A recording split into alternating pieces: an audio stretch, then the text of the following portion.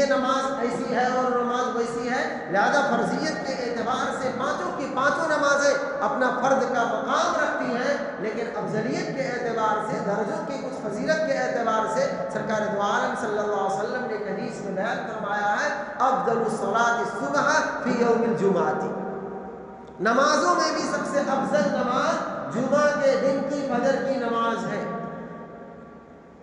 حضور پاک صلی اللہ علیہ وسلم کے ارشادات پر اللہ تبارک و تعالی ہم سب کو یقین نصیب فرمائے۔ حضور پاک صلی اللہ علیہ وسلم نے جو باتیں بیان فرمائی ہیں یوں ہی ہوا میں نہیں بیان فرمائی ہیں بس سن لیا جائے اور جان لیا جائے، بلکہ اس طلب اور تڑپ کی نیت سے حضور پاک صلی اللہ علیہ وسلم نے بیان فرمایا ہے کہ امت اس کو سنے اور سمجھے اور اس پر عمل کرے۔ وہ اپنے آپ کو عملی دنیا میں ثبوت کے طور پر گویا پیش کر کے ہاں حضور پاک صلی اللہ علیہ وسلم نے جو بیان فرمایا ہم نے اس پر عمل کیا ہے۔ کیونکہ میرے عزیز دوستو،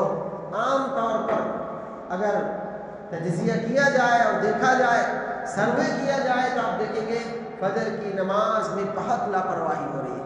فجر کی نماز میں عام طور پر امت سو رہی ہے۔ کسی بھی محلے، کسی بھی گلی، کسی بھی مسجد کے گویا آبادی کا علاقے کو آپ سروے کر لیں، کم سے کم لوگ نماز پڑھتے ہیں۔ دیگر نمازوں کو ہی آپ دیکھیں گے کہ اس میں کچھ تعداد بڑھ جاتی ہے، لیکن فجر کی نماز میں عام طور پر ہمارا سسٹم کچھ ایسا بنتا چلا جا رہا ہے کہ جو حضور پاک صلی اللہ علیہ وسلم نے جن اوقات میں برکات کی بات بیان فرمائی ہے، ہم نے ان اوقات کو گویا منحوس کر لیا ہے، اور جن اوقات کو حضور پاک صلی اللہ علیہ وسلم نے اس طور پر بیان فرمایا ہے کہ اس میں سویا جائے اور اس کو یوں استعمال نہ کیا جائے، ہم اس کو اپنے برکات کے اوقات میں استعمال کرنا چاہ رہے ہیں اور یہ سمجھ رہے ہیں کہ اس کے ذریعے سے ہماری زندگی میں انقلاب آئے گا۔ مثال کے طور پر حضور پاک صلی اللہ علیہ وسلم نے ایک دعا میں بیان فرمایا اللہم بارک لنا فی بکورنا۔ حضور پاک صلی اللہ علیہ وسلم کے ارشاد ہے، یہ دعائیہ الفاظ ہیں، اللہم بارک لنا فی بکورنا، اے اللہ ہماری امت کی صبح میں برکت عطا فرما۔ جو لوگ صبح بیدار ہوں اور صبح کے اعمال کو انجام دیں ان کی زندگی میں برکت عطا فرما، ان کی زندگی میں کوئی ایسا غم کا پہلو نہ آئے، کاروبار کریں تو برکت آئے، کوئی کام اور کوئی مشن لے کے اٹھے تو برکت آئے، زندگی کی شروعات کریں تو اس میں برکت آئے۔ یہ حضور پاک صلی اللہ علیہ وسلم کے ارشادات ہیں۔ لیکن آج امت کا ایک بڑا طبقہ اس بات پہ اپنے آپ کو لگایا ہوا ہے کہ نہیں، ہماری رات 12 بجے کے بعد ہوگی، سونے کا معمول رات 12 بجے کے بعد ہوگا، اور یہ بات طے ہے کہ جب آدمی 12 کے بعد سونے کا معمول بنائے گا اور اس کے بعد پھر کچھ اور یعنی کہیں موبائل، کہیں ٹی وی، کہیں اور دیگر مشغولیات، تو پھر آدمی کی صبح کی نماز کا پڑھنا اس کے لیے بہت بھاری ہوگا، اس کے لیے بہت بھاری ہوگا۔ اسی لیے کسی شاعر نے کہا کس قدر گراں ہے صبح کی بیداری تم پر، تمہیں ہم سے پیار کہاں ہے، نیند تمہیں پیاری ہے۔ اور آگے یوں بیان فرمایا کہ تمہیں آزادی سے قید رمضان بھاری ہے، تمہیں آزادی سے قید رمضان یعنی رمضان کی جو قید ہوتی ہے کہ کھاؤ نہیں، پیو نہیں، فلاں فلاں فلاں جتنے قید و بند ہوا کرتی ہے، لہذا یہ تم کو بھاری ہے۔ آخر تم ہی بتلاؤ کہ آخر تم ہی بتاؤ کہ کیا یہی آئین وفاداری ہے کہ اللہ تبارک و تعالیٰ نے تم پر کتنے احسانات کیے ہیں، اللہ تبارک و تعالیٰ کتنا جو ہے تم پر مہربانی فرمایا ہے۔ یوں ہی اگر ایک ایک چیزوں کا تجزیہ کیا جائے کہ وہی اللہ ہے جس نے تمہیں شام کو روزی دیا، کھانے کا بہترین انتظام فرمایا، اور اس کے بعد تم نے اپنے آپ میں زندگی گزاری، یوں ہی دوستوں میں جو ہے رہے اور تم وقت پہ نہیں سوئے، اس کے باوجود بھی اللہ تبارک و تعالیٰ نے تم کو پیاری سی نیند عطا فرمائی، اور اس نیند کا تم نے اللہ تبارک و تعالیٰ کو یہ صلہ دیا کہ جس اللہ نے، جس خالق نے، جس مالک نے تمہیں اتنے احسانات کے ساتھ زندگی گزروائی کہ تمہیں میٹھی نیند عطا فرمائی ہے، لہذا تم جب صبح ہوئی اس کو یاد کرنے کا وقت آیا، مؤذن نے اعلان کیا حی علی الصلاۃ حی علی الفلاح، آ جاؤ کامیابی کی طرف، آ جاؤ نماز کی طرف، ہم نے اس کا گویا اپنے عملی طور پر انکار کیا کہ نہیں، ہم اس کامیابی کی طرف نہیں آئیں گے، ہم اس نماز کی طرف نہیں آئیں گے، ہمیں نیند پیاری ہے، لہذا ہم اپنے شیطانی دوست کے ساتھ رہیں گے۔ اور بخاری شریف کی حدیث میں یہ بات ہے کہ جب آدمی فجر کی نماز کو نہیں اٹھتا ہے، سوتا رہ جاتا ہے، تو پھر اس پر جو ہے شیطان پیشاب کر دیتا ہے۔ آپ آپ سوچیے، میں اپنی بات نہیں بیان کر رہا ہوں، ہے لفظ گھوڑا، ہے لفظ ایسا کہ نہیں کہنا چاہیے تو اچھا نہیں دکھ رہا ہے، لیکن حدیث میں جب حضور نے کہہ دیا ہے تو پھر اب شرم کے سارے بندھن ٹوٹ جاتے ہیں، اب شرم کی کوئی بات نہیں رہ جاتی ہے۔ سرکار دو عالم صلی اللہ علیہ وسلم نے جب بیان فرما دی اور احادیث میں صحیح ثبوت سے یہ بات ثابت ہو گئی کہ یہ بات حدیث میں ہے تو ہے، لہذا جو نماز نہیں پڑھتا ہے آپ سوچیے اس کا کیا حشر ہوگا۔ اور خاص طور پر فجر کی نماز، آج ماحول میں اسی طریقے کی یہ یعنی گویا ایک سسٹم اور یہ جو ہے ٹرینڈ آیا جو ہے ہمارے جو ہے لوگوں میں معاشرے میں چلتا چلا جا رہا ہے۔ آپ کہیں بھی تجزیہ کر لیں، سروے کر لیں، 15-20 آدمیوں کی تعداد میں دیکھیں گے 2-4-5 آدمی ہی فجر کی نماز پڑھ پاتے ہیں۔ محلے کی گلی کا تجزیہ کر لیں، 15-20 گھر ہیں تو 2-3 لوگوں کے ہی جو ہے لوگ گھر کی نماز پڑھتے ہیں، یا اگر کسی کے گھر کے پڑے بھی اکا دکا نماز پڑھ رہے ہیں، جبکہ میرے عزیز دوستو گھروں میں مردوں کی صرف تعداد دیکھی جائے تو ٹھیک ٹھاک گھر ہے، لہٰذا اس میں کہیں 7 آدمی، کہیں 10 آدمی، کہیں 15 آدمی، لہٰذا اور اگر اس کی تعداد کو دیکھا جائے کرایہ داروں کی تو 20 اور 25 کی تعداد نکل آئے گی۔ کسی موقع پہ آپ دیکھو کہ جب محلے کے تمام لوگ باہر نکل کے آ جاتے ہیں کسی خاص موقع پر، تب تعداد معلوم ہوتی کتنے لوگ اس محلے میں رہتے ہیں، یعنی اس محلے کے تمام لوگ نماز میں آ جائیں جس طریقے سے جمعہ کی نماز میں دیگر محلوں کے لوگ آتے ہیں نماز میں، اور نمازی یعنی مسجد فل ہو جاتی ہے، محلے کے لوگوں سے نماز فل ہو جائے، لیکن آج وہ عالم نہیں ہے، وہ عمل ہمارے پاس نہیں ہے۔ جبکہ میرے عزیز دوستو سرکار دو عالم صلی اللہ علیہ وسلم کی احادیث میں صاف حضور پاک صلی اللہ علیہ وسلم نے بیان فرمایا، من صلی الصبح فَهُوَ فِي ذِمَّةِ اللَّهِ تعالی، جو کوئی شخص صبح کی نماز پڑھے گا، فجر کی نماز پڑھے گا، من صلی الصبح، جو کوئی شخص فجر کی نماز پڑھے گا، فَهُوَ فِي ذِمَّةِ اللَّهِ تعالی، اللہ تبارک و تعالی اس کو اپنے ذمے میں لے لے گا، اللہ تبارک و تعالی اس کی اپنی حفاظت میں لے لے گا، اللہ تبارک و تعالی اس کو اپنی سیکورٹی میں لے لے گا۔ اللہ تبارک و تعالیٰ کے پیارے رسول صلی اللہ علیہ وسلم کا یہ قول ہے، یہ بات ہے، یہ وعدہ ہے اللہ تبارک و تعالیٰ کی طرف۔ حضرت پاک صلی اللہ علیہ وسلم اپنی طرف نسبت نہیں کر رہے ہیں کہ میں جو ہے اس کی حفاظت کروں گا، بلکہ نسبت کر رہے ہیں کہ اللہ تبارک و تعالیٰ اس کی حفاظت فرمائیں گے۔ آج میرے عزیز دوستو پریشانیاں آتی ہیں، مصیبتیں آتی ہیں، دیگر اور حالات آتے ہیں، لہذا کاروباری اعتبار سے بے برکتی ہوتی ہے، لہذا ہمارا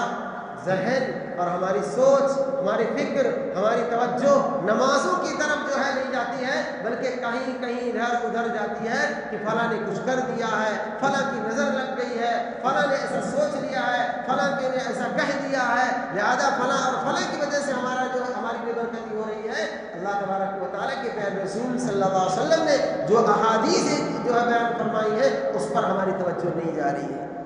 اس لیے میرے عزیز دوستو ضرورت اس بات کی ہے کہ ہم فجر کی نمازوں میں خود پابند بنیں، اور اگر ہم ذمہ دار کی حیثیت سے ہیں تو ایک باپ کی ذمہ داری بنتی ہے، ایک سرپرست کی ذمہ داری بنتی ہے، ایک ذمہ دار کی ذمہ داری بنتی ہے وہ اپنے گھر کے ماحول کو ایسا انداز دے اور ایسا سسٹم بنائے، ایسے ماحول میں ڈالے کہ گھر کے تمام افراد نماز پڑھنے والے بن جائیں، خاص طور پر فجر کی نماز میں سب بیدار ہو جانے والے بن جائیں، خاص طور پر فجر کی نماز میں سب پابندی وقت کے ساتھ نماز پڑھنے والے بن جائیں۔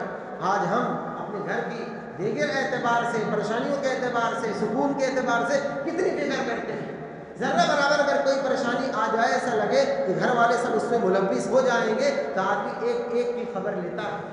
مثال کے طور پر کوئی بھی ایک آپ مثال لے سکتے ہیں، کوئی مصیبت آ گئی جس سے گھر کے تمام افراد متاثر ہو رہے ہوں تو اس کا ذمہ دار شخص جو ہوتا ہے، باپ کی حیثیت سے جو ہوتا ہے، سرپرست کی حیثیت سے جو ہوتا ہے، اس کو بھی فون کرتا ہے، اس کو بھی فون کرتا ہے، اس سے بھی معلوم کرتا ہے تمہارے کیا حالات ہیں، تمہارے کیا حالات ہیں، تم کو کتنی تکلیف ہوئی ہے، تم کس عالم میں ہو، تمہارا کیا حال ہے، لہٰذا سب کا تجزیہ کرتا ہے۔ لیکن میرے عزیز دوستو اگر ہمیں توفیق نہیں ملتی ہے تو ہم اپنے گھروں میں بٹھا کر کے نہ اپنے بچوں کا تجزیہ کرتے ہیں، نہ ان سے محاسبہ کرتے ہیں، نہ اپنی خواتین کا محاسبہ کرتے ہیں، نہ ان سے کبھی رائے مشورہ کرتے ہیں کہ آیا ہفتے بھر میں کن کن لوگوں نے فجر کی نماز چھوڑی ہے، پورے ہفتے میں کن لوگوں نے نماز فجر ادا کی ہے۔ بچوں کا تجزیہ کریں، گھر والوں میں عورتوں کا تجزیہ کریں، جہاں تک اپنی ذمہ داری عائد ہوتی ہے وہاں تک اگر ہم میرے عزیز دوستوں دیکھیں تو بہت کم لوگ آپ کو نظر آئیں گے کہ جو نماز فجر کی پابندی کرنے والے ہیں،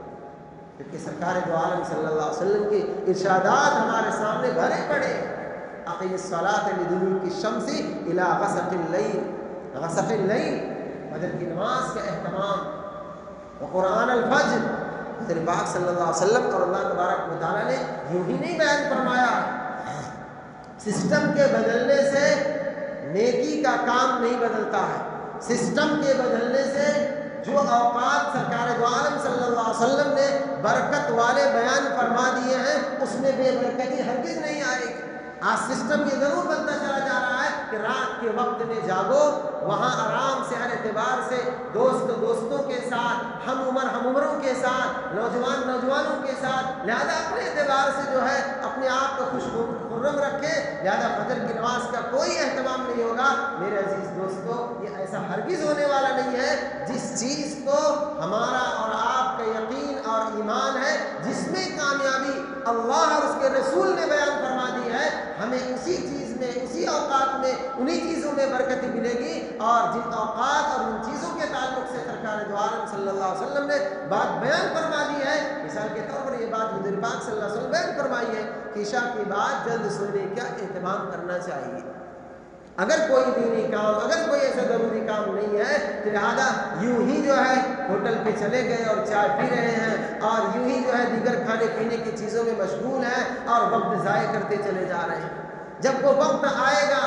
जब नींद का गलबा होना चाहिए तो अब हम जो है वापस जाएंगे। और आम तौर पर मेरे अजीज दोस्तों, सरपरस्तों को, वालिदैन को बहुत ज़्यादा नोटिस करने की ज़रूरत है। नौजवान नस्ल, नौजवानों का एक बड़ी तादाद जो है आपको मिलेगी होटलों में, यहाँ वहाँ के, और फिर जो है गली के कट्टों पर इधर उधर बैठे हुए हैं। सिर्फ उनका खून वो है या कोई एक दोस्त है।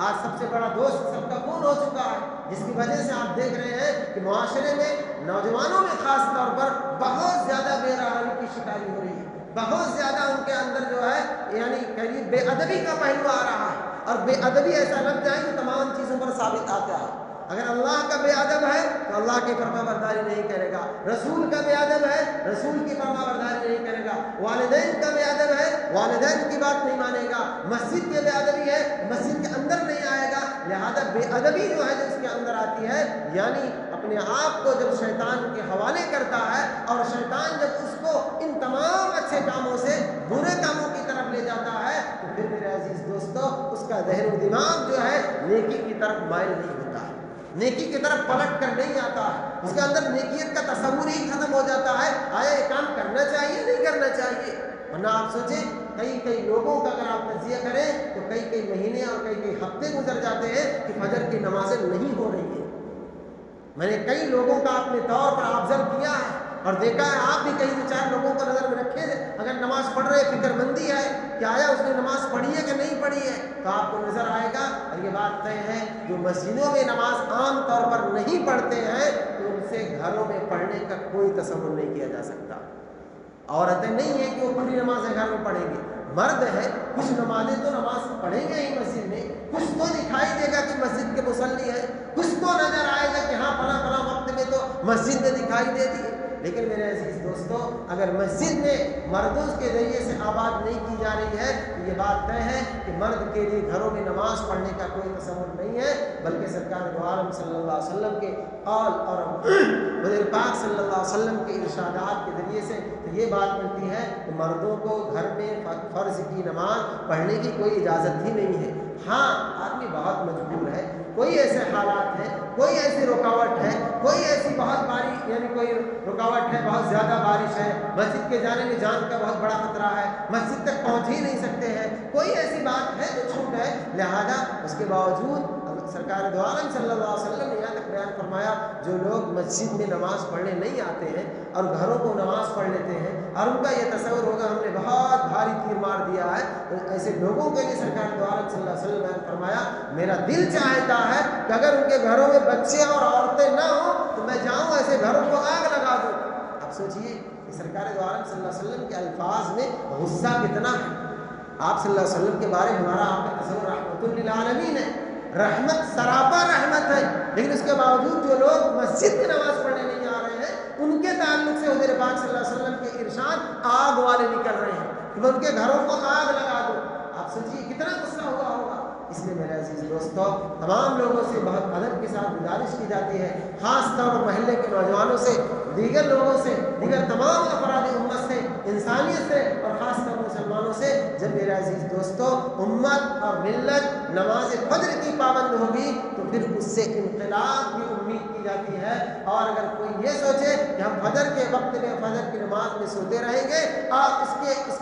इसके बाद जो है हम कोई इनकलाब ला लेंगे, कोई हमारी ज़िंदगी में बड़ी बरकत आ जाएगी, बहुत हम कामयाब हो जाएंगे, तो फिर मेरे अज़ीज़ दोस्तों बहुत नामुमकिन सी ये बात है। क्योंकि सरकार दो आलम सल्लल्लाहु अलैहि वसल्लम की जो बात है, अल्लाहुम्मा बारिक लना फी बुकूरिना, ऐ अल्लाह